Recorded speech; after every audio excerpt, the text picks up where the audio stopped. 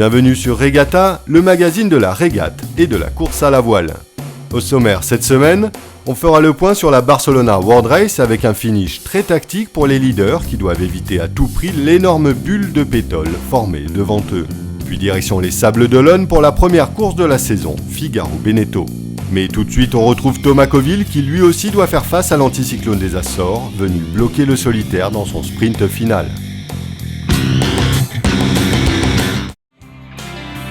Depuis son passage de l'équateur dimanche, Thomas Coville a traversé le poteau noir sans encombre et a rappuyé sur l'accélérateur dans un flux de nord-est de 15 à 20 nœuds. Mais le solitaire a perdu beaucoup de temps avant le passage de l'équateur, englué dans des calmes rarissimes, là où normalement l'alizé de sud-est souffle fort. Sodebo file actuellement entre 20 et 25 nœuds de moyenne dans l'alizé de l'hémisphère nord, avec une mer très hachée, mais l'anticyclone des Açores est bien en place et descend pratiquement jusqu'à la latitude du Cap-Vert. Thomas n'a pas le choix, il doit contourner cette bulle géante par l'ouest. Mais à bonne vitesse, Thomas Coville ne peut gagner des milles sur la route directe et l'écart avec Francis Joyon se creuse inexorablement. La situation s'avère très complexe pour le solitaire qui doit aller chercher les régimes dépressionnaires qui se succèdent dans le nord de l'Atlantique, avec l'obligation de tenir compte de ce vaste anticyclone qui lui barre la route. Si proche du but, la fatigue physique et psychologique sont intenses, Thomas Coville est à bout de force et ce dernier coup du sort météo n'arrange rien. Là j'ai pu dormir 2-3 heures, je me suis refait un peu la frite, mais c'est quand même super éphémère. Tu t'aperçois que la fatigue, la vraie fatigue elle est profonde. Alors c'est vrai que tu arrives à récupérer 2-3 heures et puis au quotidien avoir l'impression d'être revenu, mais tu vois bien que t'as des... Bon, c'est plus le moral qui a du mal à tenir. Je craque régulièrement. Parce que à la limite je prends du plaisir à naviguer. Et ça c'est déjà pas mal. Je suis bien à faire ce que je fais, à la limite bricoler comme j'ai fait là, bon ça prend la tête parce que ce qui me prend la tête c'est de sentir que mon bateau est abîmé et qu'il peut lâcher à tout moment et que ça peut s'arrêter de tout à l'heure. Mais non, c'est la pression du résultat à la fin qui fait que aujourd'hui c'est super difficile à vivre, avec tous les efforts qu'on fait tous. On n'a jamais le petit coup de pouce qui fait que ça aide à passer et qu'on pourrait légitimement avoir envie d'être un petit peu plus serein, quoi. Et qu'en fait il n'y a aucune sérénité possible à avoir. Et ça c'est super difficile à vivre. Ça va jouer à quelques heures, alors c'est sûr que ça se joue toujours à quelques heures.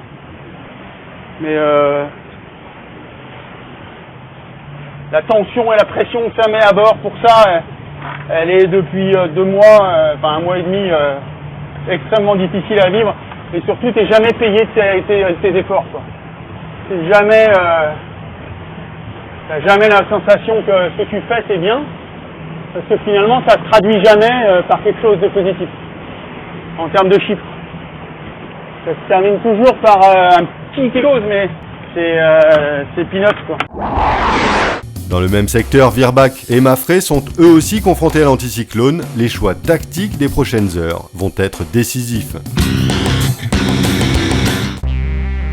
La situation de la course en ce 22 mars est complexe sur la Barcelona World Race. En cause, bien sûr, les conditions météo disparates sur une flotte très étirée du nord au sud de l'Atlantique. Certains continuent de profiter de conditions exceptionnelles pour progresser à grande vitesse vers l'arrivée, quand d'autres ne parviennent pas à trouver un rythme acceptable. En tête, Virbac-Paprec 3 et Mafré profitent des dernières heures d'Alizé avant d'atteindre la bulle gigantesque de l'anticyclone des Açores. 2 options possibles pour les leaders, poursuivre au nord au risque de s'engluer dans l'anticyclone ou tirer des bords vers les Canaries et la côte de Mauritanie. La bataille tactique pourrait se jouer entre les reliefs des îles Canaries.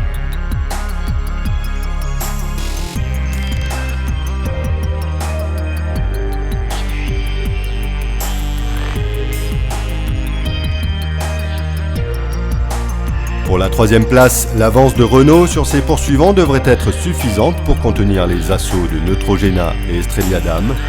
Pour l'heure, les 3 équipages avancent péniblement à moins de 6 nœuds. Renault a pu profiter de ces calmes pour faire quelques réparations avant de retoucher du vent.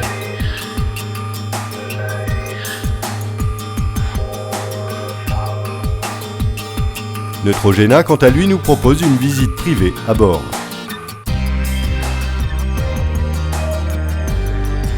Une fois à l'intérieur, on se rend compte des conditions de vie très spartiates.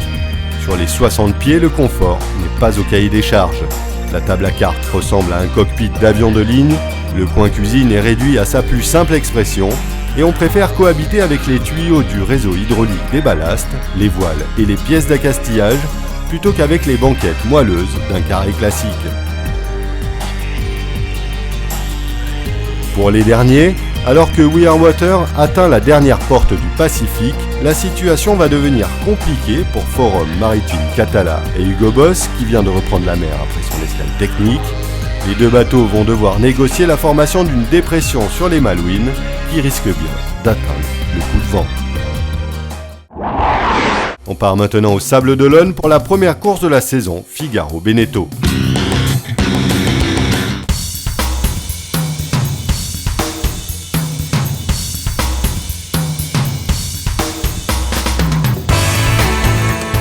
La saison Figaro-Beneteau a repris le week-end dernier au Sable d'Olonne avec la Solo Figaro Massif Marine 2011, la course préparatoire et qualificative à la solitaire du Figaro. 25 concurrents se sont élancés des sables jeudi 17 mars dernier, où ils sont revenus le samedi au matin après une navigation de près de 320 000 via Belle-Île-en-Mer.